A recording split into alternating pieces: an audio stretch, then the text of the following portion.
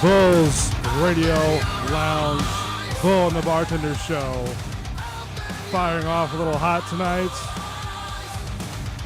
We have Jazz and Mark on the line via Skype with the new setup. I think it's going to run well.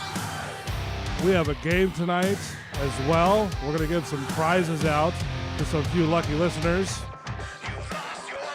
Also, just give the show a call, 813-419-3602, if you want to talk to us.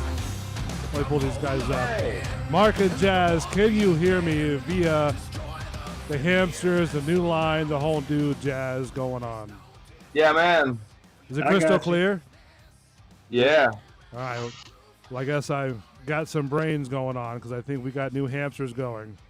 So I sent you guys a text message via the group text of what the new setup looks like on the screen. Yeah, it looks fancy, dude. Yeah, I got it all sort of lined up here in the 25-foot bunker that I'm in. I like it. So how you guys been doing this past week? Anything new? Just hurting. Hurting? Your back's still hurting, huh? Huh? Your back still, is it worse or is it getting better? I re-fucked it up last Thursday night, like really bad. What'd you do? I was just stretching, man, and I was feeling good, and I hit some spot, dude, and it basically paralyzed me for like 45 minutes. Ooh. Like I was stuck on my living room floor, like couldn't get off the floor, couldn't move, couldn't control my legs. Like, were you spasming or? It was like spasming. It was locked up. Like, it was like kicking. It was, man, but I like couldn't make myself like from my hips down, and I couldn't make myself roll over like onto my stomach like for probably 20 to 25 minutes. Like I was stuck on the floor on my side, like getting ready to pass out basically. Like, well, that's not good. Yeah, it hurt pretty fucking bad. Like how bad was the pain? Like on my shit, 10 is fucking passing out, and I was like 9. I might have had a 9.5. Really? Like shortness of breath and shit. Like it was worse than like crashing on the motorcycle. Like, you weren't having a heart attack, were you? No, man. I couldn't I couldn't move my legs, and there was really? like all my nerves in my legs were like pulsing off, and my muscles were like freaking out and shit. And wow. Jazz, yeah, it was fucking scary. How was your week going? I mean, Mark seems like he's been sort of out of commission for a while. My week was okay compared to him. It was just a normal week. I've known about his pain. Just working. So I did start today. I moved our studio desk like over towards the mountain bike and like where the dirt bikes were. Like clearing out that room, man. So, and I cleared off the aquarium stand and all that shit, getting ready to get that out of there so I can get to that chair. And I'm ordering that inversion table tonight. So that bitch is going to go in there probably. Like, so I'm about to make some room for that, man. I'm excited about that inversion chair. I'm going to be sleeping in that bitch like Batman. Like Dracula. Yeah, totally. I'm sorry. I don't know. It's supposed to really help. I'm sorry. I had a technical issue I had to deal with for a minute. Well, I mean, what were you saying? Well, I don't know. When did you lose this? About 30 seconds ago. Oh, well, yeah, never mind. I think you got it out. You got everything Sorry, out. man. I just had something I got to deal with real quick, and something came up, and I had to fix one of the hamsters. So they were going crazy. It's all right, man. So basically, in summary, I'm redoing our bar studio room. Okay. Like, all right. So are you getting it all up ready to par for our next show? I'm getting it all ready so I can put my new inversion table in there and be able to stretch my back out and like work on my shit. Okay. Where are you putting that inside there? Like where our usually desk is or what? I don't know. I'm gonna have to figure it out. I'm getting rid of, like the table that we have like the Jack Daniels bottle and like all the stuff on. Yeah. Like that thing's going. Okay. The little fish The- fish tank deal.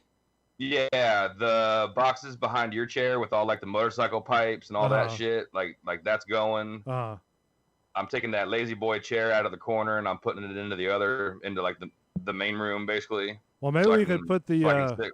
the bull in the Bulls Radio Lounge sign inside there as well when you get all fixed up. Yeah, I mean mainly, man, I'm moving a bunch of crap in that room because I got to put that inversion table like in there basically. So. Did you find one online or? Yeah, man. I'm ordering one off of Amazon tonight. Did you? Yeah, like that's awesome. Is it one of those? Yeah, I'm sorry. After talking to a couple of like chiropractor / physical therapist friends, they were like, "Man, you should really try that." And basically, I've wanted one forever anyway. So now, is it one of those ones that the old man talks about on the TV? That old guy.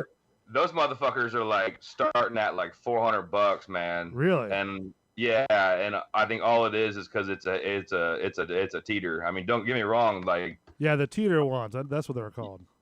Yeah, like the teeter one looks a lot more lighter and like that kind of deal. Okay. But the one I'm getting had like 11,000 fucking good reviews on it. Okay. And it's only $150. So well, that's not bad at all. Yeah, it looks a little more bulky. Like once I build it, it's gonna be where it's at. So is it one like one of those stands, or is it something that you have to like hang up on the wall? No, it's its own thing, and it's cool. It's got little pins in it that'll stop you from going like all the way vertical. Okay. Like it was like a 15 degree, a 30 degree, a 45 degree, a 60 degree, and then you could go all the way, hanging yourself basically. So what happens if you get stuck on this thing? It's got big handles on the side that basically you can you can pull yourself up with it. Oh, okay. I've never actually been on one before, so I don't know. Oh, they're fucking fantastic. Really? Dude. We'll have to try it during the show or something like that and see what happens. No, yeah. Well, that was the main thing. I was making sure that it was fat boy proof. Well, for me or for you? Because I don't think Jazz is that big. Well, for me, man, like it says it'll take somebody 6'6" and up to 300 pounds. So is that the max 300 pounds? Yeah. We might have to make some more adjustments for you, my friend. Shit, motherfucker, I'm 225. I'm not 300 pounds. I can tell you that much. All right, well then we're good. Yeah. Yeah. I'm good to go. If a stair can hold me, I think this inversion table can hold you. Yeah. Like that was the main thing. I was making sure before I ordered it that it was heavy duty. Like. Yeah, I gotcha. So tonight on this show, we're gonna do like I've been sort of playing around with trying to get our name and our show out there on Facebook and stuff like that. So there's a group called a Halloween Horror Nights. I know I probably lost you guys when I said Halloween Horror Nights, but I did a little sort of thing to where people can chime in, and what I did was if they picked a good one, a good year for like a good Halloween Horror Nights event, they'll win a prize. I know it sounds cheesy or whatnot, but in any case, so people have actually participated in it. I've got about 13 or so people that have actually done it. And what I did was I set up a wheel, right, with all the people's names that chimed in. So later on tonight in the show, we're going to spin the wheel, and we're going to see who is actually going to win this coveted prize that I have in store for them. And then maybe we can see if they can chime in and actually talk to us live on the air. I like it. So just something different, something to add to the show, and give us a little bit more, better entertainment and stuff like that. So what they will be winning is a signed photo of, you remember Eddie Monster? We had the guy on the phone. Oh, yeah. Yeah, it's a signed copy of his family picture with the whole monsters in the picture and stuff like that. So signed by him. So we'll be giving that to somebody digitally later on in the show. Probably like the last half of the show, I think. So right around like the 9 o'clock hour, I believe. So I had a request from a friend of mine, man, for stickers. For stickers?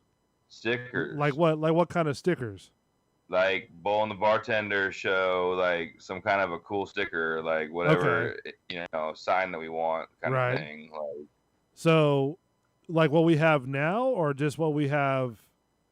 Like, what are they specifically looking for? Because there's all kind of stickers you can make.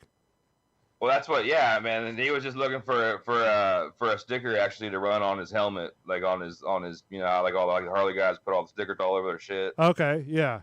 Like if we had a mean, bull basically with like, some kind of bottles under it or some kind of shit. That would be awesome to have. I mean, that would be cool. And I was thinking we could actually do like just put a little like YouTube sign somewhere hidden on it, where like if like people saw it, they'd be like, "Oh, YouTube, Bull and the Bartender show." Like, YouTube, Twitch, what is it? Facebook, I think we're on too. Yeah, you'd have to like hide those things, so make it cool where it's not just like a shitty advertisement, but like. Yeah, Mark Mazur. Or Matt Mazur? Do you know who that is? Yeah. Yeah, he did a couple different stickers for me as well when I used to do the other show. And he sent them to us. It was, I think, the picture of the guy, Bald Bull from the Nintendo game. Yeah. Yeah, he did that for a couple. That was kind of cool.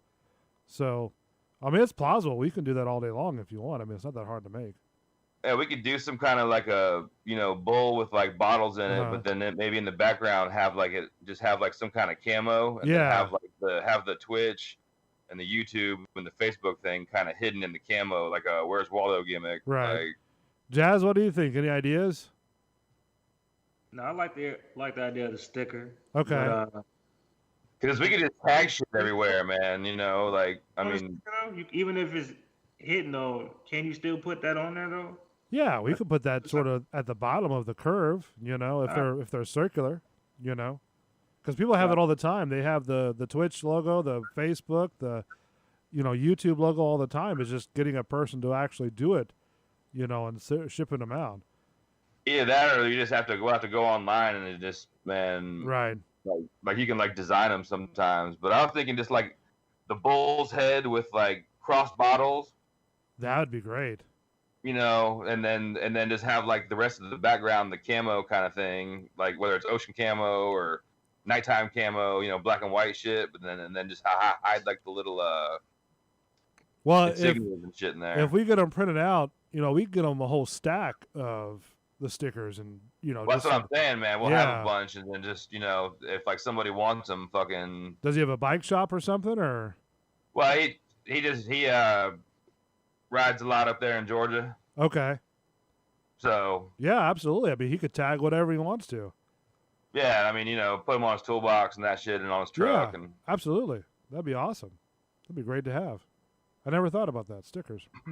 Yeah, it's a hell of a lot easier than doing T-shirts and that kind of shit. Well, T-shirts are coming. I'm trying to find a distributor that's not as expensive. Because every one that I've found has been like extremely expensive to print T-shirts. See, we need Chinese labor. Yeah, it's not like before where you can just find them for a cheaper price for bulk T-shirts and then have them printed. Now, you got to go to somebody local, man. Yeah, well, even some of the local guys are expensive too. Yeah. So I don't know. I've been sort of putting feelers out to try to find different sponsorships and stuff like that. But with this whole stupid COVID-19 thing that's going on, people are still panicked and freaked out and, acting like the whole world's going to fucking end. Well, I mean, it might, dude. It ain't over yet. Nah, it's done and over with. People are just overreacting. Shit. They are, man. Come on. Really? Are you serious? Are you really buying into all this bullshit? I'm buying into, like, there's something out there that's fucking getting people sick and stuff. And, like, if you don't abide by, like, at least your fucking 6-foot rule kind of thing, like, yeah. I don't believe in all that mess. I believe that, people just need to wake up and just chill out and just, do their thing and stop being so goddamn paranoid to where people are fighting over stuff that doesn't even be fighting over. In California, they just had a protest to open up the beaches of like over 1,000 people. Yeah. And then one guy, what's that? We're still allowed to protest, but you notice those guys that were protesting were in their trucks. They weren't hugging. No, they were out in the street. Hand in hand walking down the fucking beach. Yeah, they were. They were out there in the street holding hands, side by side.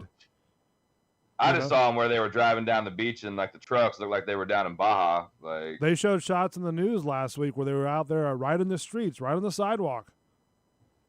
And it's just so dumb that people have to take this thing so freaking seriously that it's, zombies are walking the earth.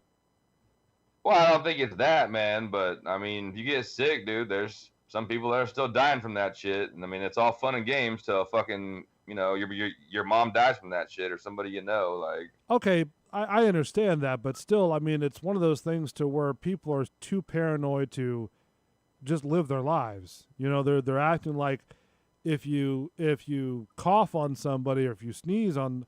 Just not even close to them. Just sneeze anywhere. Sneezes on me. I don't care if it's fucking regular time. I understand that, but I'm just saying, like, coughing and sneezing. I don't want nobody coughing near me or sneezing. Period. Like I went to Walmart the other day, right, which is the biggest mistake I ever did. But I went to Walmart the other day, and they had aisles set up like little stickers on the floor where it was one way. Yeah. One way to go down the aisle that has like you could fit 4 carts wide in the aisle. Doesn't matter. You don't need to be 4 carts wide. That's so dumb. People are just taking it too extreme. I don't know, man. Like today, Universal announced that they're going to be issuing out, for a guest to get into the park when they open up on May 31st, you have to have a face mask when you walk in the park, and they're going to be checking for your temperature before you get in the park. Okay. Hell yeah. Okay. That's so fucking dumb. I'm sorry, but that's so dumb. Why is that dumb? There's going to be thousands and thousands and thousands of people that are there that'll be coming through those gates. That makes more sense to me. So what are you going to do? You're going to check you're going to check a baby, an infant. You're going to check toddlers. You're going to check adults, right. Senior citizens. It'll take you 4 hours just to get in the front gate. It takes you 4 hours to get to the front gate. All that. It does not. It does not. Don't even start that bullshit. Man, I saw there's companies right now that have. It looks like a security camera that you set up in the hallway, like where all your workers come in. Uh-huh. And it picks out everybody's forehead and shoots their temperature, like right there. Like you can do it as you're walking in, and it's like shoots this guy, shoots the guy behind you, shoots the guy behind you, like kind of thing. Where it's instant, like. So like it's not gonna be fucking 4 hours, like man. I mean, it's not like. But what I'm saying is, for the amount of people that go into that park, right? Well, they're gonna let a lot less people go into that bitch. They're not just gonna let it open and fucking everybody come in and shit. So what you're saying is, if you ever go to a theme park like that, and in 90-degree weather, which feels like about 120, you're going to be wearing a face mask all day long when you're sweating? That's your dumbass that wants to go to the park in fucking August, man. That's why I'm not going right now. It's not that serious. Yeah.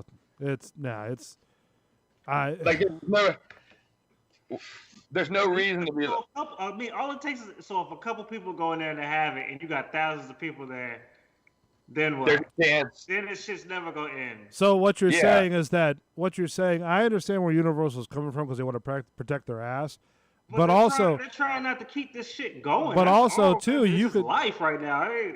Shit happens. But you could still be asymptomatic too. You could not have any symptoms and still have it too. So what is the difference with there? That's why I'm not going there, so I don't have to worry about it. But I'm not going to be them too. They're trying to do the best they can do. But see, that's all. I'm not going to be afraid of going places just because this thing is whatever this thing is not even here. I mean, it's ridiculous. Everybody's so you're gonna go and fucking go to Universal as soon as that bitch opens up? I'm not going if you have to wear a face mask. I'm sorry. I'm not doing that. That's gonna make me hotter than anything else.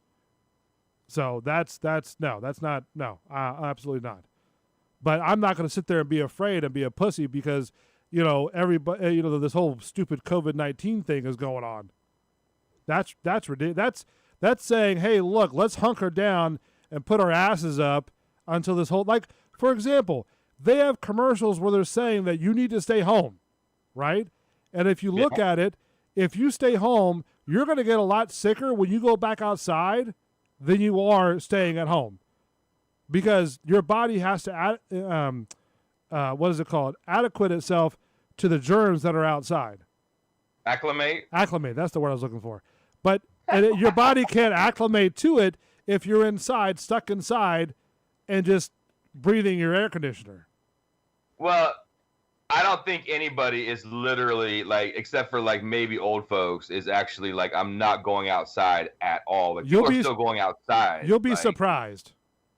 You'll be very surprised. Dude, nah, fuck that. Because I see motherfuckers every day, dude, out here, man, running kids' bicycles. Like that argument's not gonna work. Like, I guarantee you, there's people who have been sheltered themselves inside for months because of this whole fucking thing. More people walking in my neighborhood than I've ever seen. Yeah, like, just because they're saying stay in your house, that means like, man. Mask on, but like some people don't. They riding their bikes, they jogging, they walking. But that's it. But that's. I mean, look at Bayshore, dude. Bayshore's packed as fuck, 24 hours a day. I've seen that park that's over there in South Tampa where it's been packed more than I've seen anywhere else. You know? Yeah. What's that one park that's down there with that restaurant that's over there? Oh, that at Ballast Point? Ballast Point. Davis Island, that whole area has been more packed with people than anywhere I've seen or any other time I've seen it. I mean, man, you sound shocked by that. Every kid is out of school right now. Most everybody is still working from home unless you like have to. So a bunch of people are home, so they're all out fucking off.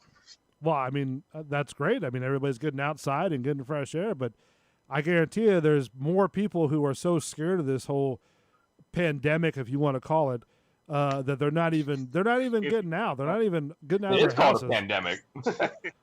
I call it just a dumbass quest to get everybody to reset themselves.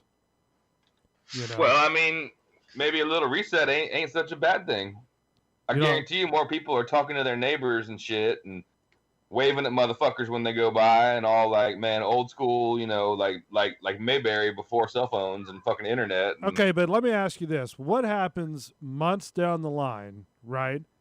And we find out that this whole thing was nothing but a scam or a scare tactic, you know, brought on by whatever you want to call it. You know what I mean? We're not going to find that out, man. There's like fucking 80,000 people that have died in the U.S. from that shit. Like, it's not a scam. But there's more. Aren't going to resurrect all of a sudden. But there's more people who have died from the flu than died from this. Oh, this whole flu argument shit, man. No, that's seriously. Fucking... If you ask any doctor right now, they'll tell you that it has a less than 1% chance that you're going to die from COVID-19 than anything else. 1% chance. So what you're seeing on the media is not correct information that people are getting. Oh, I'm not. I mean, don't get me wrong. I'm not believing half the media shit, but like when the actual numbers are like out there, like because those guys that talk on like, you know, Fox 13 and News Channel 8, those guys are just tools for like the guy who writes a teleprompter. So they're just spit like Anchorman. That's all they're doing. Yeah. You know, so they're getting all this information from some unreliable source, or, you know, making up this bullshit to scare people with, and then now it's like everybody's so panicked and freaked out that you can't even act a normal life because they're all freaked out. Did you get out your Rush Limbaugh edition golden microphone tonight? No, I'm so tired of hearing every goddamn commercial on TV and the news sitting there putting out miscellaneous news that is making people so frantic and paranoid. Misinformation? It's all misinformation, man. They can't. You look on the news now, and it's all about how many people have died, how many people are sick, how many new cases of this. Well, they're going to be sick because these cases, you got to look at the case history of each individual patient. And they're not doing that. And they're leading the public on to believe that this thing is more deadly than the bee. They're going, oh my God, we're all going to die. Zombies are going to walk the earth. We have to shut every goddamn thing down, and we can't live our own lives. I don't think they're saying we can't live our own lives. I just think you got to be smarter about like there's no, man. I mean, certain people, I guess, crave more like social interaction and that kind of shit. And I got to get back out to my favorite bar as soon as it opens and stuff. But like, I don't know, man. That shit's still out there. It's like one lady got arrested for opening up her beauty salon with like one or two people. That was a whole bunch of fucking But crap. then the next day, they opened up another beauty shop opened up and had nothing, no issues, no problems. Yeah, because they decided to let it go now. That's what I'm saying. So it's like, we have gone as a society to where now we are so determined to sit there and be panicked. What happens if this thing was like the Black Plague? What are we gonna do now? Are we gonna shut every goddamn thing down now because of all this? Because people are dropping left and right. It's just. Well, I mean, yeah, motherfucker. Well, that's what I'm saying. It's not like that, and like, for example, the COVID testing site that they set up over there in Raymond James Stadium, right? I almost pass that thing every single day, right? And I have not seen one car go through that thing. And I'm sure there was a lot more cars than that when it first opened up.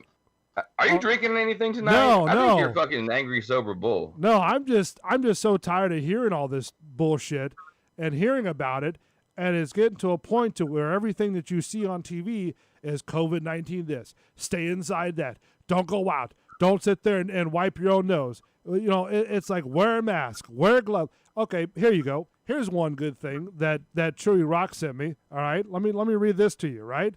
Do you guys know about the whole glove situation? Like, you're not supposed to wear gloves everywhere you fucking go? I don't wear gloves anyway. All right, it says, do not wear gloves into our store. This is a storefront. Gloves are meant to avoid cross-contamination. For instance, in a hospital, nurses wear gloves to use to see a patient and then discard them before seeing the next patient. If you are wearing the same set of gloves all over town, you are only spreading germs everywhere you go. Every door you touch, the cart, the supplies, your phone, your car door, your face, money, and change. Do everyone a favor and just sanitize your hands after every stop. Don't wear the same gloves everywhere. Yeah. Okay. Having said that, to say this, when you use sanitizer, it is a proven medical fact that if you use countless amounts of sanitizer, all you're doing is pushing around the germs and all that other bullshit you have on your hands around your hands. You're not doing anything. You're not killing anything. Okay? Sanitizer is 90% alcohol, right? Yeah. And you're going to dry out your hands and you're going to push the dirt around. All sanitizer was made for was to, if there was not anywhere to wipe your hands, you can put a little bit on there, wipe them down, it'll kill most of the germs, and that's it, you're good for the day. Not bottles and gallons and truckloads of sanitizer, hand wipes, and all that stuff like that. Well, I mean, man, I don't know, dude. If the fucking hospitals use it, I use hand sanitizer. Sometimes I use Lysol if I got it in the truck. Yeah, I mean, listen, to each their own. If you want to use it, that's fine. I don't care what you do. I'm just saying, let's not make it into a panic reaction to where, toilet paper. What the hell is up with buying mounds of toilet paper? I think you're good now with toilet paper. But I still don't understand what the hell why is everybody buying mounds of toilet paper? It was the initial freak out. I'm going to be sick and locked in my house. But what are you going to do with 4 pounds of toilet paper? Be able to take a shit for the next 2 months if I have to be locked in my house. I really think that this thing is just, people are just taking it way out of extreme and way beyond the norm and not thinking clearly. They're just going along what the media is saying and what Facebook is saying and Twitter and Instagram and all the other bullshit is saying, and they're not using common sense. You sit there and go, like sometimes with you and Jazz, I text you guys and say, hey, look, is this a good idea, right? Before we go on the air. And you guys usually tell me if it's a good idea or a bad idea, right? So these people need to sit there and go, you know what? Is this a good idea to buy a whole truckload of toilet paper or 4 gallons of hand sanitizer or whatever else, buying up and stockpiling mouth guards and face guards and shields and all the other bullshit that, you don't really need. You know what I'm saying? Yeah. I mean, am I making clear sense to you guys, or I'm just talking out of my ass? Well, I mean, you're pretty hyped up. I'm trying to find my heating pad, dude. I'm on the wrong leg. Sound like you talking out your ass to me. That's why I'm being quiet. I think you drank a bunch of fucking red Kool-Aid this morning. All right, so why am I Jazz? Why am I talking out of my ass?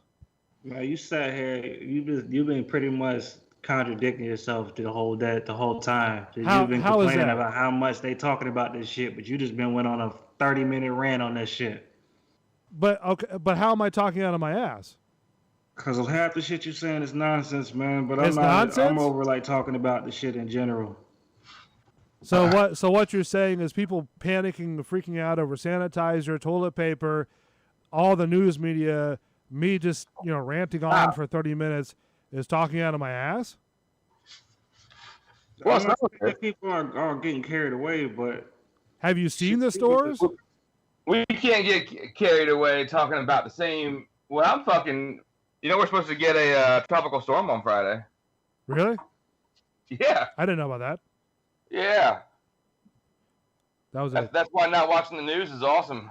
If you just have weather radar, it'll tell you. Like we're supposed to get it. It's down there by like Cuba, Bahamas, Miami shit. Nah, Man. I haven't watched the news in a while. Well, I just got it off trying to on my marine weather shit. Like, Changing the subject real quick. well, excuse me, from one catastrophe to another one.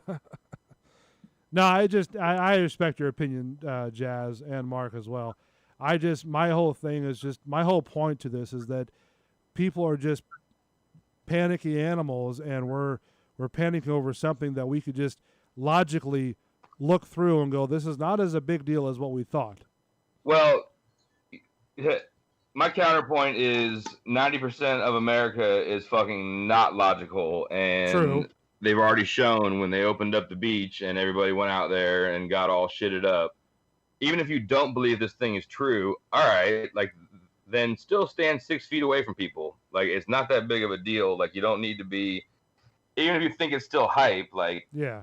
the mask thing. Like I've been to Home Depot, man, and like I had my fucking neck scarf on, man, Right. and like about five minutes into Home Depot trip, I'm like, fuck this, man. Like I haven't seen another person in fucking 100 yards. Like all I'm getting is 2 things. Like, Yeah, I'm not. Listen, if this thing was already going around like it says it is, I'm sure one of us would have had it. You know what I mean? And I've been fine this whole time. I'm sure you guys have been fine this whole time. And, well, I've also stayed away from everybody, man, and but I just my undercover job, Yeah. like I can't stay home stay away, and just be hunkered down and just stay in my bunker for 24/7 for 3 months. That's just not me. yeah, but they weren't asking you to do that. Oh yeah, they were. Oh yeah, they were. The commercials are saying that too. They said it's better to stay home. You're not, man. You're not you're fucking black and white and shit. That's not what they meant. Like that you should see some of the commercials. They say stay at home. Yeah. Like don't go to work. Don't go to fucking Walmart. But like you can go outside and have an exercise. Take your dog out. Pee out in the yard in the middle of the night if you want to. Ooh, man, that hurt. That hurt? Yeah, that hurt. Did you cough? Barely. It's like getting punched in the ass every time. But Jazz, I do respect your opinion, and I'm sorry if I do sound like I'm, talking out of my ass, which I'm not. I just there's a thought in my head to where I think that, like I said, people are just a little bit too paranoid with this thing, and to each his own. Like if you believe that you need to stay home and do whatever, that's fine. I don't care what you do. But my thing is that, I don't think as a society that we should be this paranoid and just take a step back and look at the real thing that's happening. And the real thing that's happening is look at the medical statistics, and then base your opinion on that, and not just base your opinion on the media and all the other stuff that's happening in the world. And that's what a lot of people nowadays with these snowflakes and stuff like that, they're not basing their opinion on facts and medical facts. They're basing it on social media, news, MSNBC, all that stuff. And they even have reports for saying the news is even reporting it wrong. Yeah. So, that's where I'm coming from. You know who I listen to? Who? Dr. Fauci. The guy that's now in quarantine? The Fauci. I like him. He's all right, man. That guy's just trying to watch out for America. He's just another tool. No, tool this. That guy fucking He's that another guy tool. and then the lady with the scarf that was actually like a fucking military like medic and shit, and like a fucking badass military bitch. The like, girl that goes along with that. They don't have any like hidden agenda in this. They're like, dude, we gotta cut this thing off. Like, it's all it is. You gotta cut it off. So like we gotta do what we gotta do, and then fucking it'll be better later. So let me ask you this: if they would have come on and said, "Hey, look, this is what's going on. This is what's happening. Yeah, okay, it's been killing people. Blah blah blah blah. But here is what's actually happening." Would you take that a lot more serious than what he's actually projecting on the news media now? Or would you? I think what he's projecting is pretty much fucking spot on. That if you open up too fast, you're gonna get hot spots again, and it's gonna come back, and you're gonna be fucked. Like. But again, this is coming from the government side of things too. Nah, this is coming from fucking Fauci. Like Fauci, in his own personal opinion, like that motherfucker ain't on no government dime. He's not getting shit from nobody. That's a rich ass doctor that actually cares about people for once. Like an actual. I don't know. There's a lot of influence the government takes in charge of. Yeah, but dude, if he was getting influenced and didn't like it, he'd be like, "I'm out of here, man. That guy doesn't need that money." I don't know about that. You'll be surprised. I do. You'll be surprised at how much the government can influence you to talk the right talk and to do the right thing. Well, yeah, but they're not gonna do shit if I'm like, "I'm out of here. See ya." Like. You think so? Yeah, you can quit that. He can quit that board. He can walk away from that board, be like, "Dude, this is bullshit. I disagree with everything Trump's saying, and I don't like it." Like. This is a commercial for stay at home. Yeah, look, Belly just man. Yeah, see.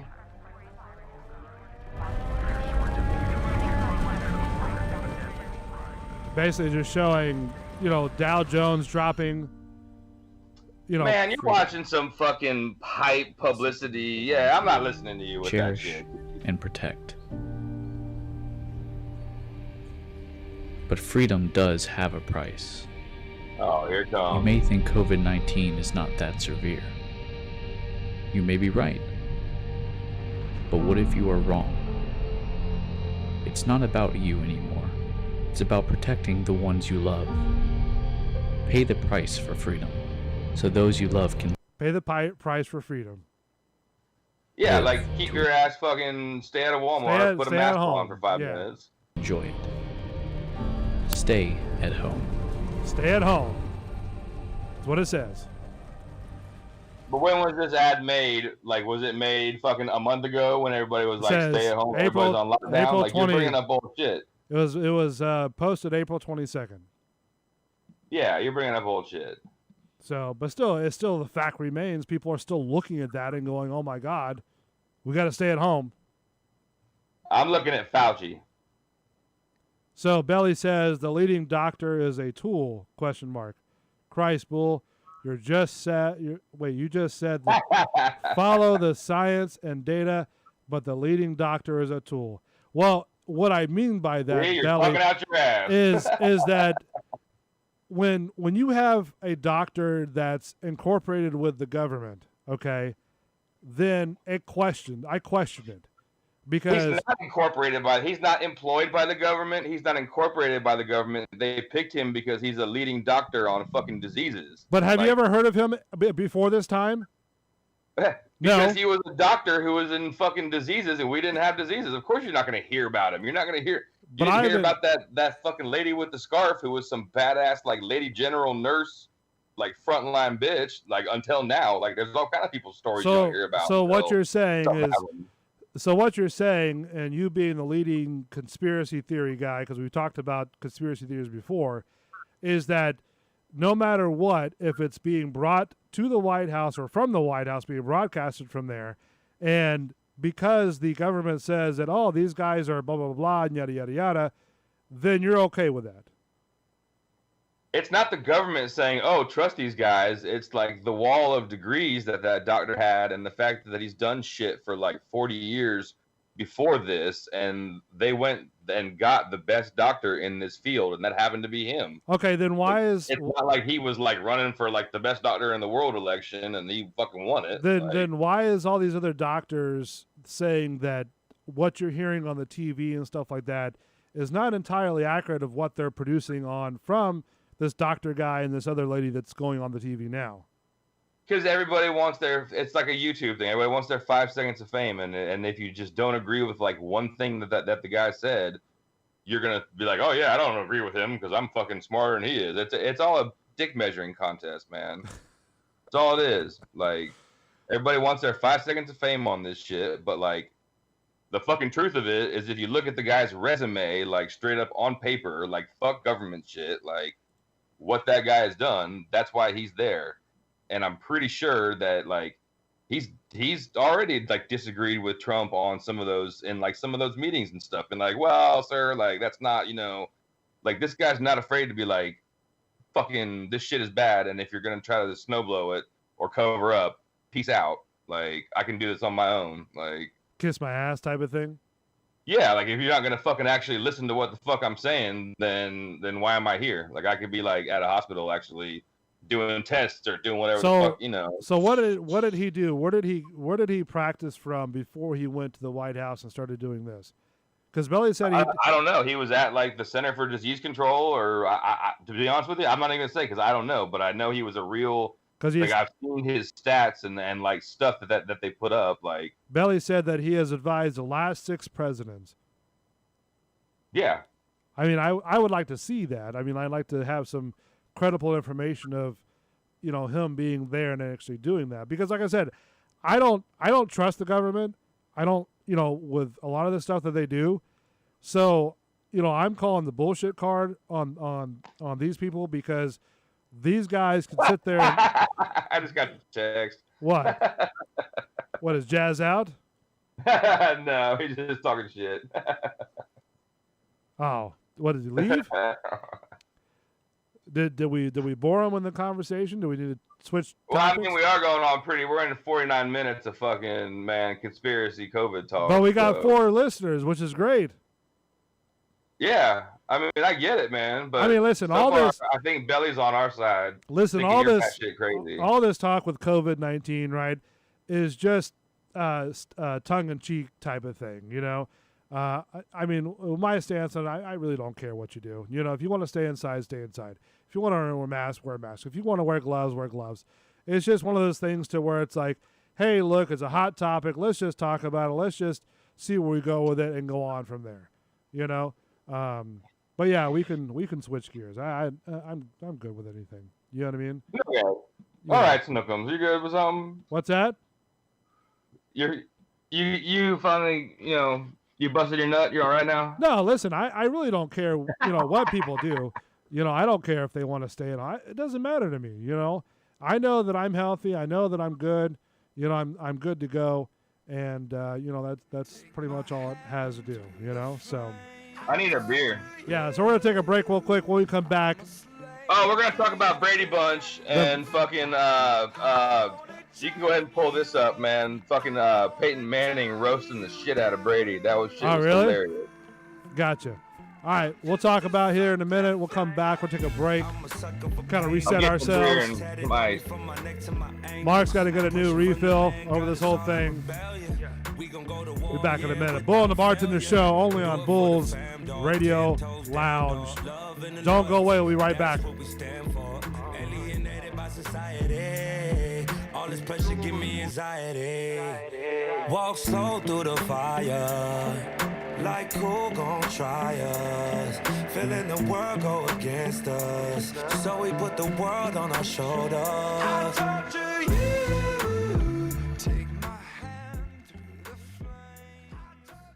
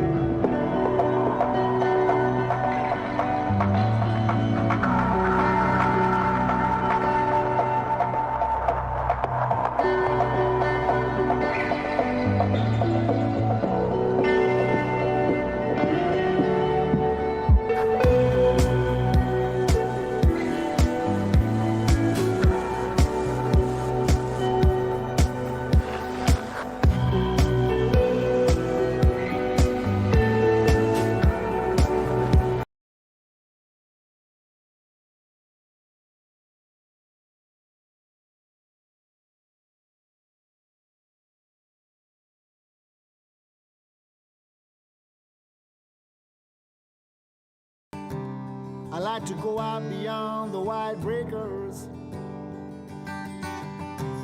where a man can still be free, or a woman if you are one. I like swimming in the sea. My, it's a beautiful world. I like drinking Irish tea, with a little bit of lapsang souchong.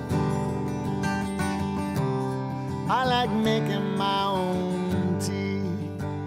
Bull and the Bartender Show, Bulls it's a Radio beautiful world. Lounge. I like You can call the driving show in at my car. 813-419-3602 if you want to talk to us about anything we talk Roll about the top tonight. down. Sometimes we travel If quite you want far. to chat about, the COVID-19, Drive to the the new ocean, Tom Brady, making fun stare up at of the Peyton stars. Manning, whatever you want to talk about. We're all open to I talk like about it here driving on Bull and the in my Bartender car. Show. All Don't around forget, is there's going to be anger, some new shows coming out automatic guns, here soon. it's death in large numbers. No We're in respect the for women embryonic around stage little ones. of starting a new talking to show with an Jesus. old voice. He just put me on hold. And once we get Said that he'd been going, swamped by calls we'll let you this know what weekend. time that's going to Could start. not It's going to be sort of anything goes type of show with a new host, new co-host, Still live this only emptiness exclusively on Bulls persists. Radio Lounge. Just go to youtube.com and search Perhaps Bulls this Radio is Lounge as good and you'll find as it gets. right there. When you've given up the drink, So we have Mark the Bartender live from his now leave the bunker, party Jazz from his bunker. early, at least with no And we haven't regrets. lost signal yet, so the hamsters are doing I something watch the good sun as it comes up. I watch on this it May as it 12th. sets. Welcome to the show, the Tuesday night. Yeah, this is as good as it gets. It's one of those shows where we just sort of talk about anything and everything. There you go. So give us a call at 813-419-3602 if you want to be a part of the show, and we'll just put you on the air and just listen to you. We need callers. We need people so we can other people interact and tell us how good we are, how whatever we're doing with the show. Don't forget as well, we're going to be doing a giveaway tonight, and I've got the wheel ready to go. I almost said, the old The saying wheel was of confusion? no, the wheel of misfortune. Yeah, that too. The wheel of misfortune, or you win nothing. I don't know if we're allowed to say that. We can say that. It doesn't matter. So I've got that all set up to, I think it's like 13 or 14 people. I put up on our Facebook page, Bulls Space Radio Lounge, for people who have commented about their favorite Halloween Horror Nights event and year. So we're going to spin the wheel later on in the show, and probably in about maybe about 20 minutes, probably about the 9:30 hour, and then see who's going to win there, and then they'll win a signed autograph, an actual autograph from Eddie Munster, the character, The Eddie Munster. the Eddie Munster, Uh-huh. and he signed it, and he'll be live, or he was live on our show. Butch Patrick is his actual name, but he was live on our show a couple months ago, and I think with this new system set up that I have, we can have a lot clearer guests on the show as well, as we do it that way. I tried to get a hold of Big Nasty today, see if we can get him on the show as well tonight to talk about some Bucs, but he's swamped, going back to work and stuff Yeah. like that, so we couldn't have Man, him on the so show. I know MLS started back this weekend. Did it really? With no crowds or crowds? No, nobody in the stadium. Okay. And I know, like Real Madrid and the Spanish guys are practicing now. Okay. I didn't like what I was hearing from the college football from some of the colleges because they were talking about they're like, if we don't have school by this fall, like we might not do football this year, kind of thing. Like from USF and all Yeah, those, yeah, like okay. no college football this year because of this shit. Well, I know a lot of colleges are doing virtual graduations. Well, but they were talking about by college football starting time, man. Like if shit's still Baseball starting in July. Is it like MLB baseball or college? MLB. I know real NASCAR starts this Sunday. They're probably starting in July. But NASCAR? That could change. NASCAR starts this Sunday, actually. Does it really? But like, there's not going to be anybody in the stands. Have you guys watched the virtual races they've been doing? Yeah, dude. So actually, Jazz, I meant to tell you, man. I was bored yesterday, stuck on the couch, and I was watching some of the virtual Formula One race from this weekend. Yeah. You know who was in 10th place? Who? Kun Aguero. Kuna who? Like Manchester City. Yeah, like because he was playing. He was on there, dude, and he was in 10th place, like racing with like Formula One drivers and shit. There was him. There goes the mosquito truck, the fogger truck right there. Sweet. Haven't seen those in a while. Yeah, man, he was on there, and there was another soccer player that I recognized. Was like, oh shit, like these guys, and they were actually like in like the field racing with like Formula One guys. Man, was like, Aguero, dude, get the hell out of here. Do you think that's cool. That's a new age of racing? Is all this iRacing stuff? Well, all those guys have those simulators at their houses anyway to practice for like race weekends. Okay. Anyway, so I mean, and basically they're just showing off who has the coolest rig simulator at their house, basically. Like, that'd be actually kind of fun to play, I think. Oh, it'd be dude. Yeah, I'd be down some for of it. the guys' setups, and it was like 3 60-inch monitors, like with the full pedals and like chair and shit. Does the whole seat move? On some of them, yeah, but like most of them just had cool ass race chairs. That was actually like a driver chair and. Okay. But, so like that shit's happening, man. But like the football stuff they keep talking about, like. MMA was Saturday. UFC. I watched. Yeah. Was that no crowd too? It was no crowd. Yeah. You could hear everything. I tried to watch. When one dude got knocked out, boy, that shit was loud.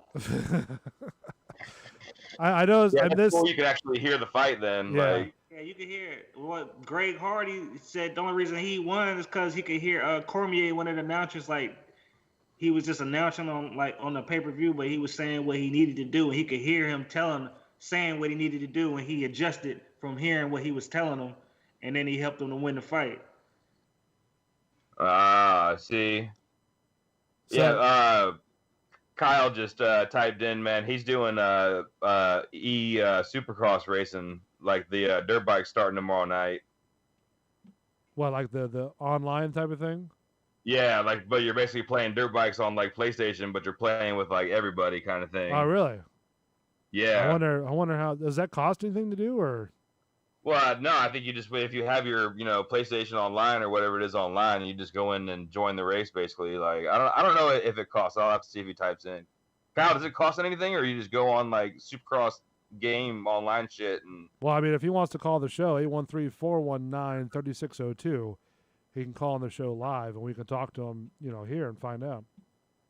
I have been excited though, man. Like, all this, man. I love all this. I was not really excited about Brady at first because I fucking hate like New England fans, and I figured like we're gonna get inundated with those assholes. But like the more and more like they showed, like here though, so yeah. But like after the draft and like the guys that we got, dude, like right, we got sleepers, man. That wide receiver gonna be tough.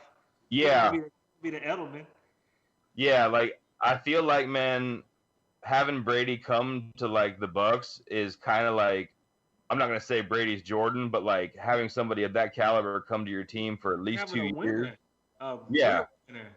Yeah, like having somebody like that caliber come to your team, like, man, for at least 2 years.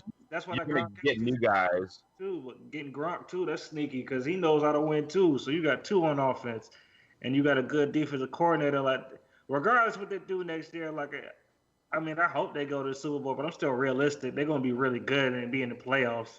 Let's be real. We didn't even look forward to that for the last couple of years. So now, let me ask you this, and don't clown me because I'm not into football like you guys are, okay? But I know who Tom Brady is. I know who Gronk is. I've heard them many years over. But these guys, the way people are reacting to this, like this is sort of the Bucs, like save and grace. Like these guys are their golden tickets to get into the Super Bowl. Is that what you guys are hearing too? Or just on the surface, not like what they've done before. I mean, that's pretty hopeful, but I think they're definitely going to put us in the right direction. I mean, they went from like not being contenders, like they're still the 49ers and the Saints, but like after you name them, you're gonna name the Bucs, and you wouldn't have been saying that shit last year. So that's just a big ass difference alone right there. You're gonna be at least be in the top 4, and like we would have been lucky to make the playoffs. Would have been shocked to make the playoffs the last couple of years. So for them to be like the Saints are probably the better team, but they're like right under them and getting picked. Because a lot of people still picking they could go to the Super Bowl. We went to the Super Bowl in what was it, 2003? 2003, right? And who was the quarterback then? Who was what? Who was the quarterback then? In 2003, Johnson. Yeah, Brad Johnson. Okay. Yeah. So he brought the Bucs to there, but also I've been hearing too, like back in the old days, like Vinny Testaverde was a fantastic quarterback, but we didn't have good wide receivers. I mean, there was some coaching shit. They pretty much gave the greatest quarterback, even though he's not what he used to be. He's still smart. He's still the greatest ever. You gave him weapons and more weapons that he hasn't had. That he hasn't had weapons like this pretty much ever in New England the way he has it right now with the wide receivers. How deep it is. So just think of that. Like how many Super Bowls he won with, and that's the most talented receivers he's had. So with Tom Brady now being in the mix of a quarterback, he's going to be like the sort of the golden ticket to get us where we need to be at then. But yeah, that's where it's looking like. He didn't come here to lose. Hey, call back again, 813-419-3602. The guy Williams on there. Call back again. And we'll right, get you the Jordan shit too, right? Jordan was ready to cry over talking about how motherfuckers don't get how much he has to win. Yeah. That was crazy. Yeah, like if you're not bringing all your shit. Yeah. I'm gonna have to watch that because I haven't watched any of the Jordan. As soon as it finishes, I'm gonna watch it back through. I'm keeping it on the DVR. Is that HBO or is that Cinemax? That was on ESPN. Man. It's been going on for the last couple of weeks. The last 2 is 10 of them. It was 10 of them. There's 2 every Sunday. Okay. And the last 2 are this Sunday. They've been showing it was on like ESPN2 or ESPN Classic. They've been showing ESPN2 like was edited. On ESPN they were saying shit and fuck. Yeah. Edited. Well, I was just saying if Bull wanted to actually catch up, you can like catch the first ones that they've been showing them on. Kyle Williamson. Man, they'll be on all the damn time now. Ain't shit else on ESPN. Yeah. Korean baseball. 10 episodes and I've been locked in every week. So we have Kyle Williamson on the phone. What's up, Kyle? What's going on, guys? What's going on? Welcome to the show. Thank you for being our very first caller on the show. We have the technology to accept phone calls now. What's going on? What's on your head, and what do you want to talk about? Well, lots been going on. I've actually been doing a show myself and just kind of been busy with that whole deal. And I host, like Mark was saying, about the iSport, the eSport community kind of growing and the iRacing happening and all that. So I have my own version of that for the dirt bikes. So just been doing that a couple nights a week and trying to have fun with it, really. Man, I got to get a new PlayStation because I saw today that they're coming out with a brand new Tony Hawk Pro Skater, but it's like the original Pro Skater 1, but it's like 2020 version. And that was one of my favorite games ever. Like that and MotoGP, like I'm entertained for fucking days. Like I've seen the post about that. And like I was saying, it's blowing up everywhere, kind of like how you brought it up. It's just going big right now. And then for me, like I've seen an opening with the Supercross side of it, the dirt bikes, because that's where I come from. So I already had a tournament going anyway, so I went ahead and just kind of blew it up a little more than what it was, and got a bunch of guys together Started a show with a guy named Brian Deegan. I don't know if you guys might have maybe seen him Yeah. before, but did a show with him. Brought a bunch of the pro guys in there and kind of like made it official, you know. So All right. it was fun doing that. Now everybody's actually like going back to racing in real life. I guess at the end of the month here, like the 31st. Yeah. So it's racing with no fans, so you can actually hear everything. It's just like the fighting stuff. Like, it's gonna be weird. How does that sound when you're Yeah. racing with no fans, no energy, no nothing like that? Do you concentrate more with that or less? Man, I tell you, like I haven't really ever raced myself as far as not having people there, because even as an amateur, you always have people there watching. So I could relate it to like maybe a practice night if you're, you know, doing some like some practicing maybe a 20-minute at a time with some friends or something. You definitely hear a lot more. It's definitely a different environment. So it'll be interesting because those guys have never done that before. So kind of like I was saying, you know, it's even as an amateur, you always have people there watching, like hundreds there's of always people. somebody hollering. Like, So to have no one there, it's going to be really different, and it's just going to feel different for a lot of those people that are going to be racing. I don't know. I think I would actually maybe like it because, like when I'm on like the street bike stuff, like I run earplugs anyway, trying to deaden all the noise as much as I can. So, Right. I don't know. That might be kind of you might get into a zone and see some crazy fucking shit happen. Like, What kind of dirt bike do you race? Yamaha YZ450s. yeah, Big bikes. he's got one like the one that was in the bar there, Bull. Oh, really? That one? That big old monster that I was supposed to get on Yeah. and ride around? I had Holmes' 41 was in my room for a while, so See, I've never been on a dirt bike. I've been on a motorcycle before, but never a dirt bike. And we were gonna do a bit of me actually trying out the dirt bike and seeing what I can do, but I guess the dirt bike went away before we could do it. So we kind Wow. of came to our senses, man. Like I was gonna let him ride my little 120 cheater flat track bike, but putting him on a 450 probably wasn't a good idea. Right. Yeah. If you haven't ridden, I mean, I That's run not a where to school start. too. That's something else I do in the area. So if you haven't really ridden much, you know, starting out on a smaller bike just to get the hang of it isn't a bad thing to do, and then you kind of move up from there. So 450s are definitely a beast, man. They're a lot to handle, and they can hurt you real quick. So let me ask you this, because I've always wondered, because I've been around like drag racing before, and I've always asked the guys, what does it feel like being behind the wheel of those giant drag racers? But what does it feel like going like those big giant ramps that you guys go over, sort of like the start finish line, right? What does it Yep. feel like to soar almost 3 to 4 stories up in the air once you clear that? Man, Like what's honestly, going through your head? to put, you know, it's really weird, you know, like as far as answering that question.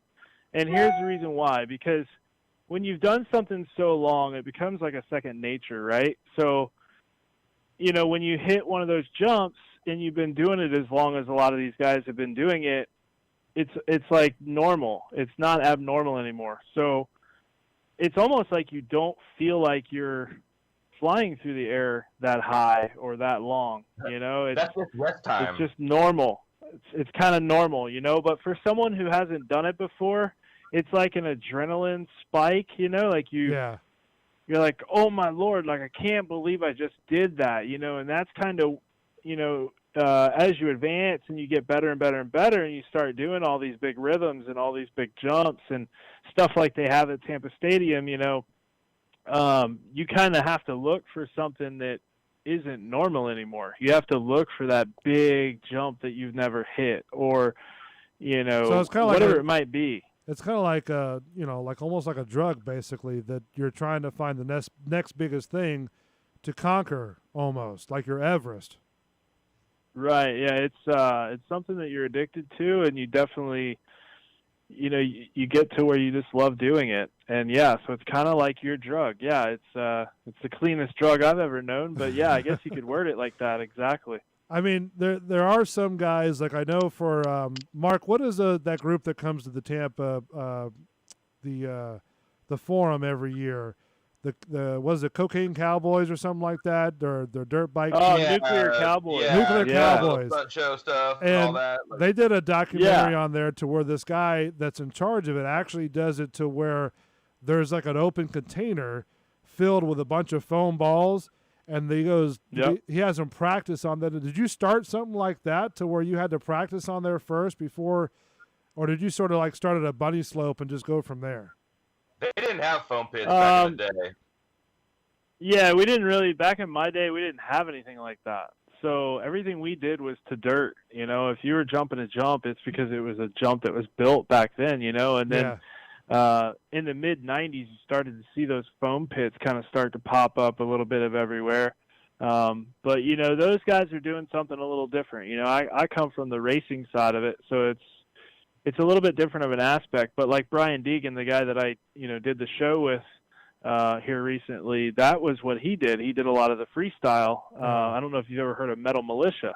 Well, that was Brian Deegan. He always had the spikes on his chest protector and all that at the X Games. That was Brian Deegan. That's who he is, and but that's where he came from. The crazy freestyle backflip. No hands, no feet type of deal. Like little, his two kids are doing like 10-year-olds, and they're already busting backflips and are badass on dirt bikes. Like, it's stupid. It's pretty crazy. Now, do you guys if you guys get into like bumping and grinding, do you guys sort of are mellowed out in the backstage area, or do you guys sort of kind of go at it? If you got some beef on the track. Take it out of the box truck. I don't know. I've had it go both ways. I've had it go both ways. I mean, normally whatever happens on the racetrack, it'll just stay out there. But sometimes, like if there's money on the line, like I race pro, so there's money on the line, right? So if there's money on the line in anything that you do, things are always different. And I've had a couple of times where it went bad in the pits, or not even. I've had it where we didn't even make it off of the racetrack. So it just depends on the person or the people, I guess, that are involved in that. For the most part of it, though, like people are pretty cool about it. They're leave it on the racetrack. I'll get you next time. Because you always see them all the time, like like East Bay or even some of the motorsports. The motocross that you watch, live. You see it all the time to where these guys are like kicking each other and, hitting each other on the track or something like that. Then they go backstage sometimes and they get their frustration out on, backstage. So I didn't know if that actually happened or was it just a gimmick, for the camera or, No, that stuff that you're referring to, that's all real stuff. I mean, that's not, played out. If you're referring to like that type of stuff as far as what you see on TV and all that, like the pro supercross guys, I mean, those guys really aren't friends. So there's a couple of them that talk here and there, but for the majority of it, they're really not friends off of the racetrack. It's kind of like the vibe of it, it's kind of the environment type of thing. So all that stuff's definitely real that you're seeing. Those are replays they're running, obviously, but when they come back to the truck from something like that, it's definitely a heated situation. Things definitely happen. But that's definitely not fake right there. It's real. Shit, I've seen plenty of Dade City brawls on a Thursday night.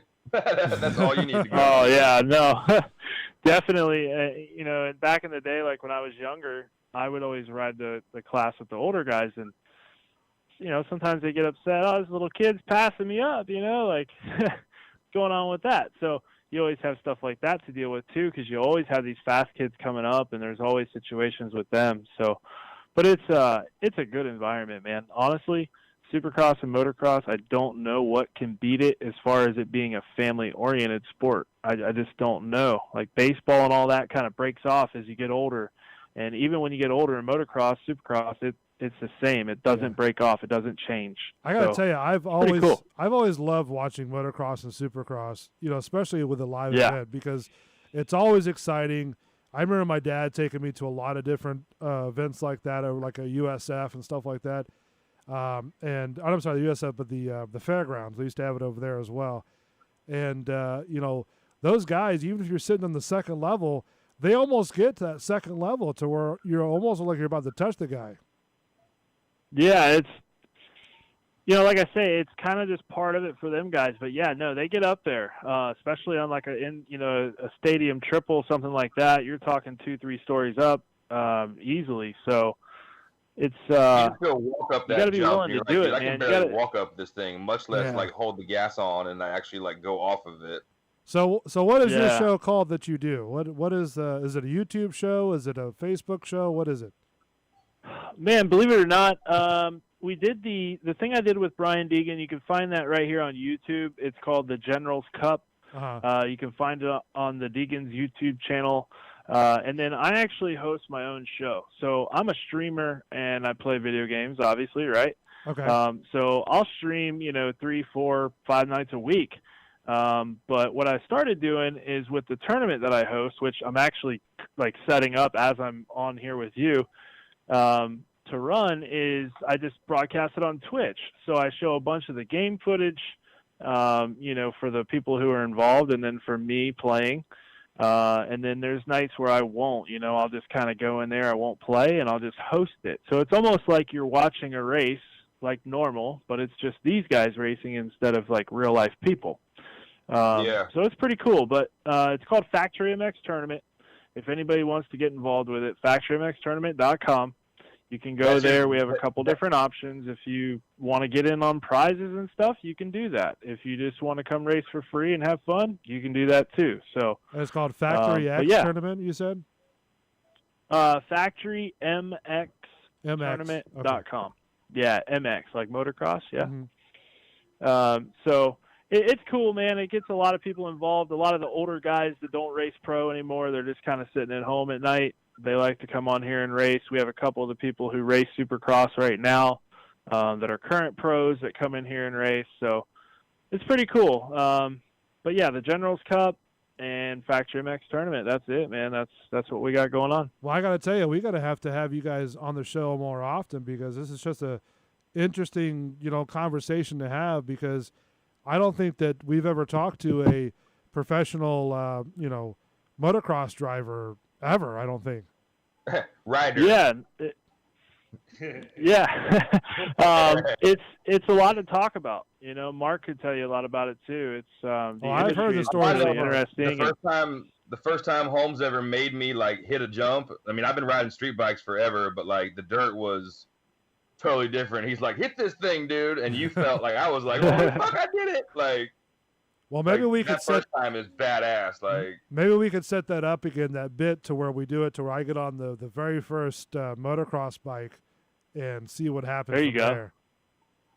Yeah, we're gonna have to get Kyle to come over, man. Like I'll bring my little flat tracker is actually running really nice right now, so you can do some laps in the side yard, like cut it sideways a little bit.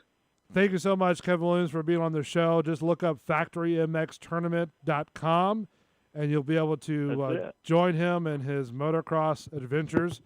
And just check him out. Shoot me a message tomorrow, man. I'm going to watch some of that shit tomorrow night.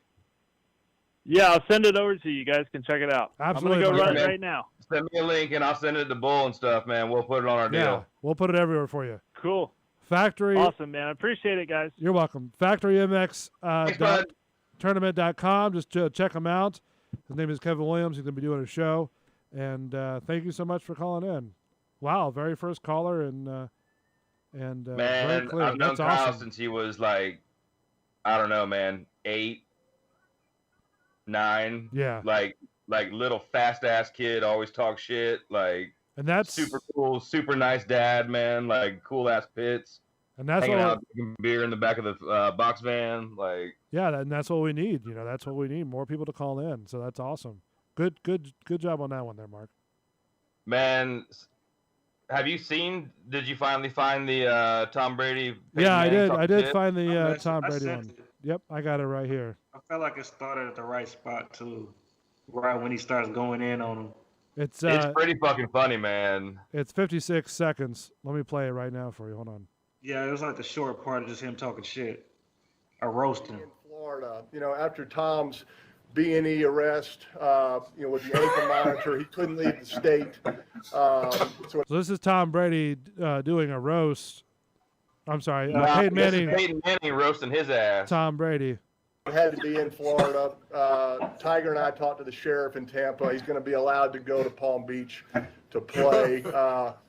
I'll be honest, I've never played Tom very well on his home turf. And so maybe this is considered a neutral site. And I would have loved to have had this tournament in a place where they don't like Tom very much. Indianapolis, Denver, Boston, after he just betrayed them and broke their hearts. So Palm Beach is the best we can probably do.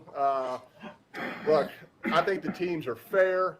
I think, Phil chose the right partner in Tom. Together, they have 11 championships. Tiger and I have 17, the way I count it, right, Tiger? That was it. Only 56 seconds of that. Yeah, Peyton Manning's the funniest motherfucker, dude. Well, he's doing great with the commercials. Wow, yeah. I'm not gonna lie, man. I was disappointed that he turned down doing Monday Night Football. I was hoping he was gonna do it. That would have been really nice. Yeah, he turned. Well, they fired Booger.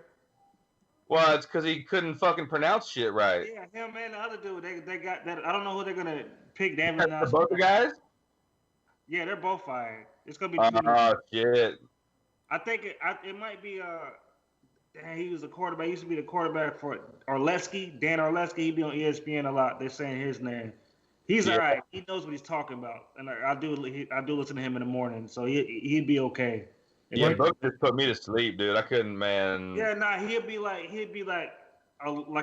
a poor man's Romo, who but knows the game from a quarterback and can just really talk about this where it can keep you interested when it ain't just giving facts and bullshit. Like I could just watch the game. I don't have to listen to you. For Romo, that's why Romo got that crazy contract, because he'll sit there and break down what's about to happen. He was predict plays on him. Yeah, I would have liked to have had Peyton on there because he would have been funny, and he's that football. Yeah, I would have been straight. Like I was like, damn. I hope he already said no, but you never know. They could throw that check at him. Well, yeah, that or just do like a guest one here and there, like just to see how he does. They already fired. They're not going to get him, but they need him.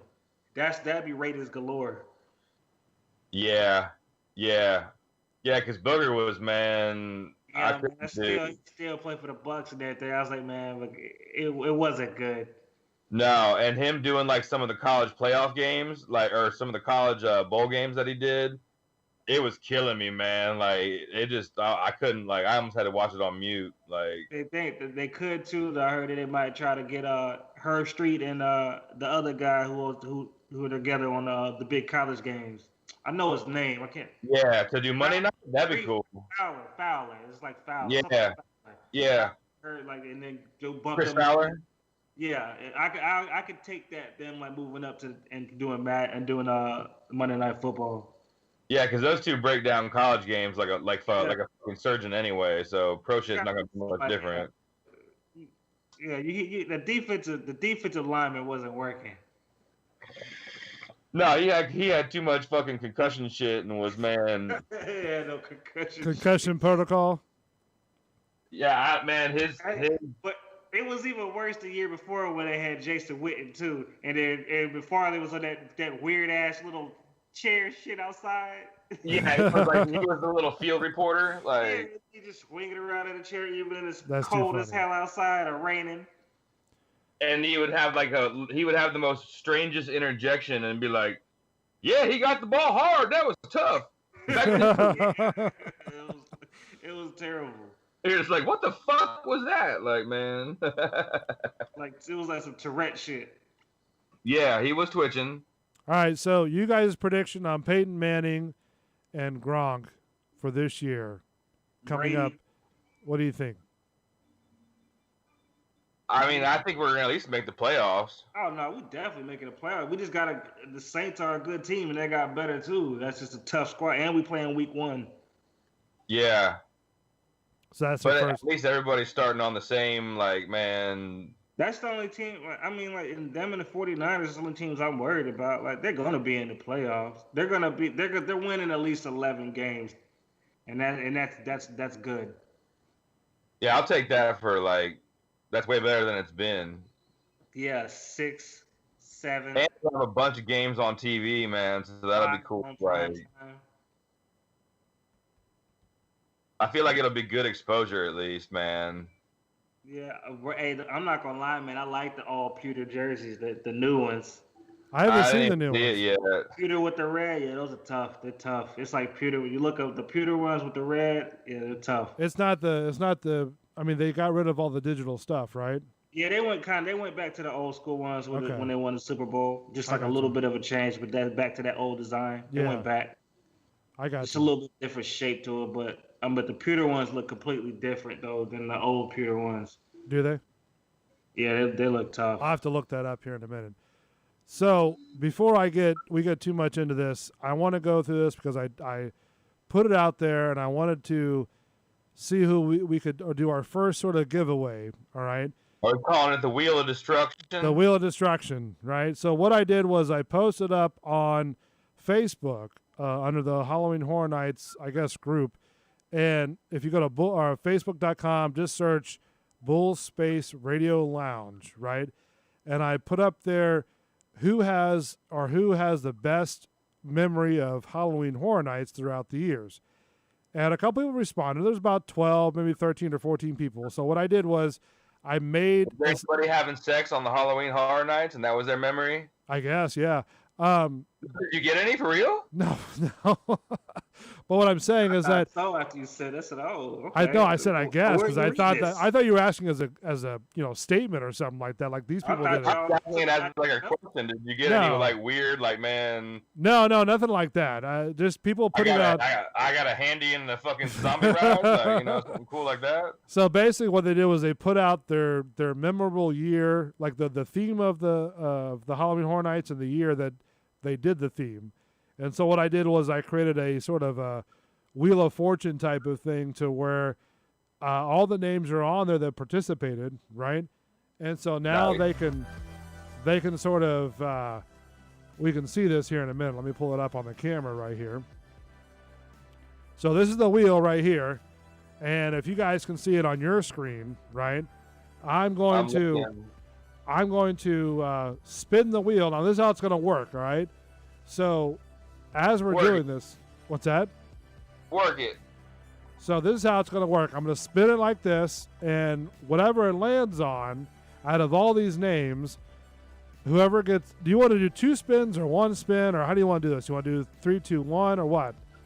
I don't know how many people. What are you doing, dude? Well, I've got 13 or 14 names on the wheel, right? So whatever name lands on the wheel, it'll that'll be the winner. How you can do it twice? I don't know. If we only got one gift, you're only doing it once, buddy. Just for practice to see who wins nothing. So you're going to piss somebody off. That's fine. All right, That's so stickers, man. So we're going to do this for practice and see what happens. And then we're going to do it let's see what happens. Man, fuck practice. Do it live. All right, you want to do it live? All right. Yeah, you're going to end up making somebody mad because they're going to be like, oh, shit, and then no. Sorry, next guy. It was practice. My thumb fucking slipped. All right, so we're going to do this for real. I don't know if any of the people who are participating or listening or watching, but if you are, we're going to spin the wheel and see who wins the signed photocopy or digital photo of Eddie Monster, Butch Patrick. Let's see what happens. And the winner is... Can you read it, dude? Grace Horrell. Grace Horrell is the winner of the digital picture of Butch Patrick, who played Eddie Monster on the Monsters. So congratulations. Congratulations, Grace. Congratulations. I'll be sending that out. I don't know how I'm going to do that. Yeah. You'll get it before this Halloween Horror Night, I promise. You'll get it before this Halloween Horror Nights, trust me. So, thank you again for participating. We'll get that out there to you soon, next couple days. Spread the word. It's all about getting people to listen to the show and to see what the show is all about. and to listen to our show, and just go on from there. And see what it's about. Huh? And see what it's about. Because that's what we're doing. We're just promoting stuff. We're cam whores, dude. I don't know about cam whores, but, we haven't Me got... and Jack are. Well, is that where you want to go with the show? I mean, do you want to go on camera or what? I mean, not right now. Well, no, I mean, but like I know we talked about it in old shows, but I mean, do you? Yeah, we're gonna see after I clean up the fucking, yeah, the red room in there, dude. We'll see how it looks, and maybe just try like a ceiling cam or something. A ceiling cam, or like a corner cam to show all three of us at the same time. No, just show like a corner cam, like, almost make it look like security footage. Right. I mean, we're all going to be live on here, so I mean, are we ready for that? Are we ready to be cam whores? At some point, we're going to turn the camera off here and there when I'm making drinks and shit. Yeah. So nobody see fucking my mixtures. We'll have to have a couple production meetings about that and see what happens with that. See Yeah, how far we can go. You know what I mean? Totally. So, you know what I'm saying? All right, so let's do this. Let's take a break real quick. When we come back, we'll wrap up the show. How about that? You want to do that? All right, so let's stand by here. All right, when we come back, we're going to wrap up the show and kind of just wind down the show. Yeah, just wrap it up. Bull and the Bartender Show, Bulls Radio Lounge. Congratulations to Grace Horrell for winning the digital photo of Eddie Monster. So we'll get that sent out to you soon. Bull and the Bartender Show, Bulls Radio Lounge. Stay tuned. Two-step to the sound of the night with me. I ain't got long, so let's make it right, baby. Take advantage of every moment we own it. Beat the phones at home, cause we so damn. And I hope I'm right. This that song that I hope you like. This that song that I hope we can move to. It's not just imagine me with you. And I hope I'm right. This that song that I hope you like. This that song that I hope we can move to. It's not just imagine me.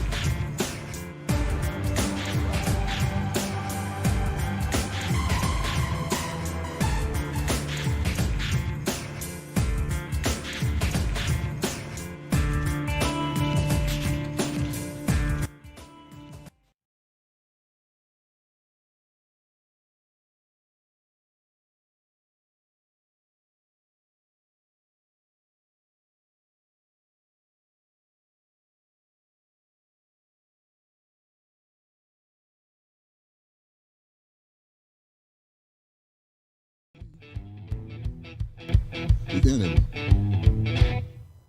And it got to come out. I felt so good. I went on boogie just the same.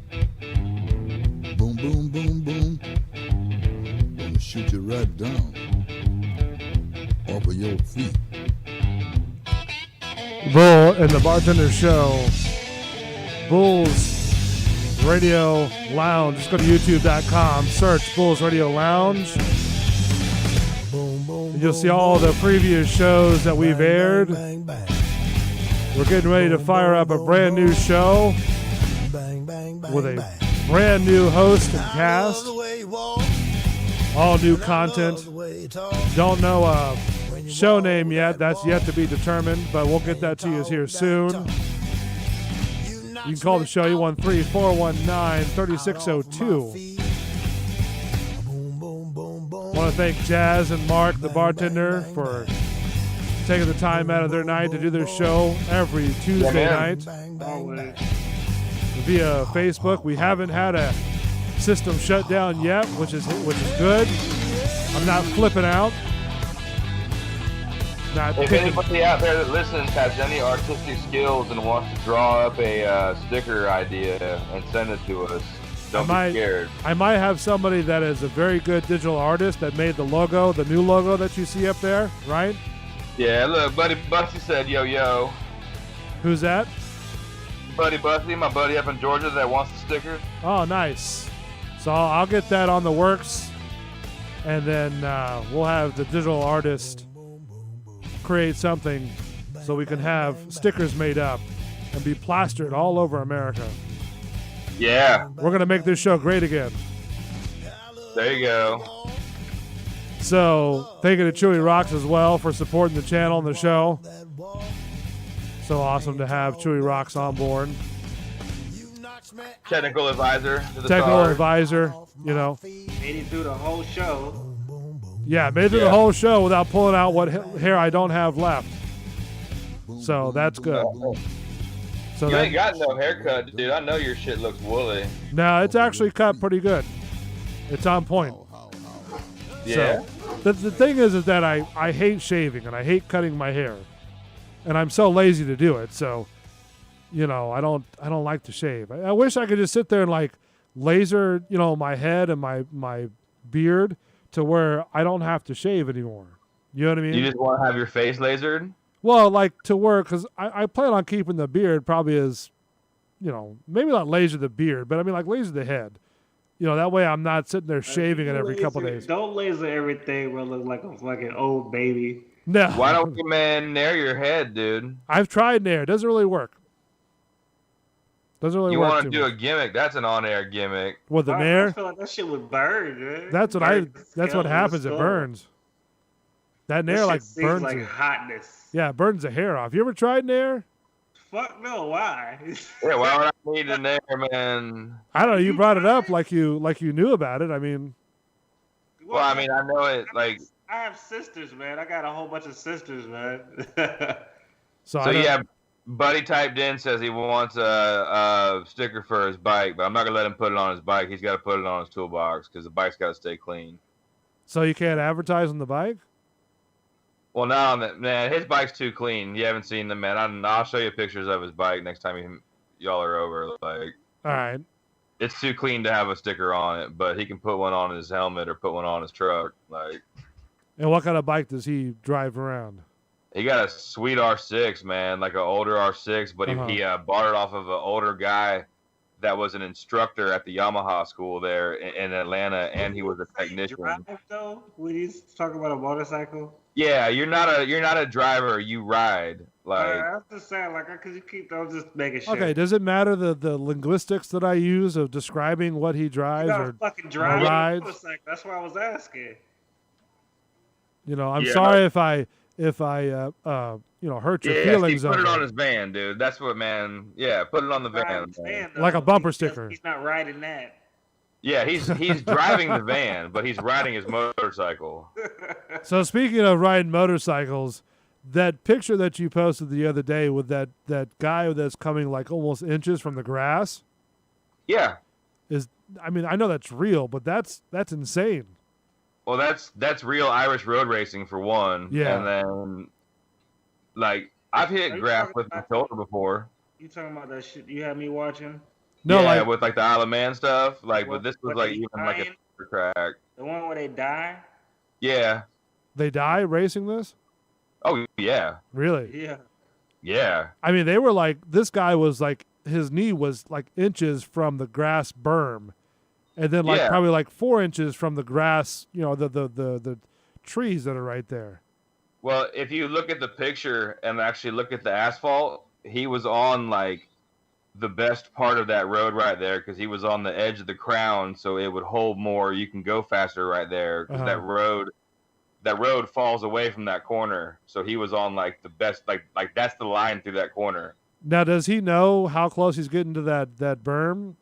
Yeah, you're aiming for that. Oh, is that what you're aiming for? Okay. Yeah, like that's what you're aiming for, like that inside of that corner right there, like. So you want to get the tires like right there. Well, that's it. If you want to go, that's the fastest line through that corner. If you're trying to go like on the gas. So let me ask you. It might be a stupid question to you two guys, but why do they paint the yellow line there if you want to get further past that yellow line to get the fastest part of that road? Well, because those are real roads that those guys are racing on. Okay. Those are actual neighborhood roads. Like that. That's not meant for what they're doing. See, because I always wondered that, like within Formula One, they have those like red and white tile-looking berms that they paint. Why paint them if they're going to go over them? because because in certain racing series you're not allowed to touch those. But in Formula One, you are. That's like a limits thing. But they also paint those with crazy like grip, like sand paint, basically. So like it's not. Some of those are slick, but a lot of the international shit has sand in it. So like you can have grip on that. Okay. I got you. So like you're allowed to like do that basically. Nice. I've never understood why they did that. I always thought that it was sort of like like a penalty if they hit it, but then I see the Formula One cars like fly over them or hit them with their tires or something like that. So that's why I was curious about it. Formula One's allowed to do it. Like MotoGP is not. Like you're only allowed to like hit those maybe once or twice, and then you get a penalty. So. Okay. And they track. I'm assuming they track all that stuff, right? Yeah, like they have sensors in that shit. Oh, and do they really? have fucking video like everywhere, all over those tracks. So. Man, that's a lot of video feeds you're loading up over there. Oh yeah, yeah. I mean, just a lot, just to get one race done. You know what I mean? That's why I love that fucking Irish road racing. Like that's the real shit. Like I love doing that stuff on some of those back roads, like. And like the country roads, up there at Mom's, like that's what I go do. Like, so I bet you can't wait till they finish up that on ramp on the new crosstown. Yeah, I'm ready for that shit just to get done. Period. But yeah, I'll be ready, man. Like, let it rain for 2 or 3 times and get that road all cleaned off and no dirt, no bullshit on it, and yeah. Buddy Busey is texting in sand in a can. Ha ha ha. Yep. It's like a rhino liner. Yeah, that stuff works good, man. That's what everybody paints the fucking edges with. Interesting. I never knew they did that. That's something. Yeah, well, some places don't. Like a lot of the yellow lines that are on like the road, like that's how I actually crashed, man. Like pretty good up practicing in the fucking subdivision. Oh, really? Yeah, I hit a fucking wet double yellow, man, going like probably 65, 70. Slick as hell. Yeah, and fucking got it wound down to about 45, maybe 50 before I hit the curb and went over the front of the bars and the bike stopped and I went flying like for a little bit of ways. Now, Jazz, would you try that at all? I mean, would you get... Nope. Nope? Is that white people problems? Maybe early on. Like, nah, I'm good. Probably in my early 20s, maybe. No, I'm good now. I'd probably try it. See what it's like. If I had like a little fucking Grom that like we could ride around the neighborhood here, y'all would get like wild enough in your heads where like I tear it ass, and that's all that you're looking for. Right. Like, I don't want everybody to go ride with me. Just what you said. No, I don't want that fake self-confidence you just trying to give me. I feel like I did something, but now you ain't do shit. No, I don't want. No, but you did do something in your head. You did something, and you exactly. I don't want that shit. Ridden before. I'm good. Yeah, fuck that. That's bullshit. That's like a participation trophy. Jazz says, "Fuck that shit." All I'm saying is I don't expect you the first time to like get a knee down coming around the corner. Oh, I know I'm not going to do that. Or I'm crashing. Yeah. I don't want my bikes. My thing is I just want to get up there and ride and just be stable, you know what I mean? And not crash and not, cause all kinds of damage and broken bones and all that stuff, you know? Yeah, no, you'll be able to do it, man. Like it's not that bad, especially on like the little bike. Like yeah, I'm excited. I wouldn't mind trying it. Like I've ridden. I would love to go riding, dude. I haven't. I went over and started my shit a couple days ago, and that was it. Like, what's that? So you better not hop on that bike right now. No. Yeah, there's no way, man. I mean, I might be able to go do it, but like later on, it's gonna be really bad. So it's not worth it right now. Like, curled up in that corner again. Dude, that shit hurts so bad, man. Oh. All right, well, thank you guys so much for doing the show live from you guys' bunkers or your, wherever your places are at here in town. I'm gonna make me a bowl of cereal and eat a pain pill and a muscle relaxer, and you're off to bed. Yeah, what kind of cereal? Frosted Mini Wheats. Frosted Mini Wheats. Because they're good for like the pain pill, That was disappointing, but that's cool. They're good. They're straight. What Well, is when you sprinkle a little bit of cinnamon and sugar in there, it makes them a little better. Like, what's your cereal of choice, Jazz? But I'm a cereal guy, like all kinds. So I got right now I got Lucky Charms, Fruity Pebbles, Cinnamon Toast Crunch, Frosted Flakes at the crib. All unhealthy shit. And Raisin Bran. I got Raisin Bran too. yeah, That's all the I'm all cereal. about all those, and then I get weirder with like some of the Fruity Pebbles, some of the blueberry. To the Lucky Charms, bro. That's all the cereal that I like right there. What he just mentioned. So, big fan of Captain Crunch too. Fucked up colors. Yeah. All right, well, thank you guys so much. Thank you to Kevin Williams for calling in. It's Kyle, man. What did I say, Kevin? Yep. It's Kyle. Let's see. Yeah, it's Kyle Williams. Sorry, my bad. Yep. Buddy Busey for chiming in. Yep. Belly Big for Bucky. chiming in. Oh, thick neck, man. Look, his favorite cereal is fucking Lucky Charms. Lucky Charms all day. Yep. So Try to take his Lucky Charms, man. That motherfucker will kill you, dude. he'll screw you up. So thank you guys so much for doing the show. We'll see you next Tuesday. It's going to be probably about a couple more weeks where we get back live in the studio, all three of us. Well, we made it through. That's all that matters. Yeah. Right now. I'm happy We about made that. a whole show without it fucking up, man. Yeah, So without bravo. me Like, pulling out my hair again. So, Well, that just means we can make it through this month with no issues. and we got a live phone call too. So, yeah, tested that software too. which is good. So once again, thank you guys for bearing man. with me through this. So you guys stay safe out there with all this COVID-19 bullshit that's happening. Don't listen to the government. Wear your mask when you need to. Wear your mask when you need to. We'll talk to you next week. Bull and the Bartender Show only on Bulls Radio Lounge. We'll see you next week. Yeah. Hold every memory as you go, and every road you take will always lead you home. Oh,